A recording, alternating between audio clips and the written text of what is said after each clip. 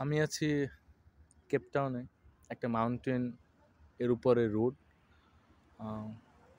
সেখানে আমি একটা আইল্যান্ড দেখাচ্ছি।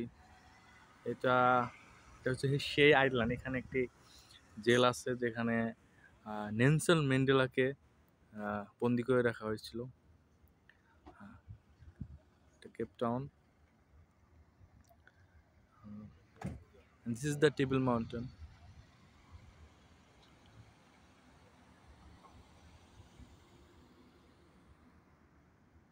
And I'm gonna show something. That one. এখানে একটা বসার জায়গা।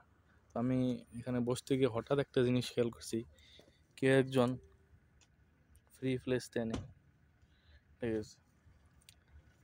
আসলে আমরা সবাই চাই ফিলিস্তিনি মুক্ত হোক, এই যুদ্ধ আর চাই না।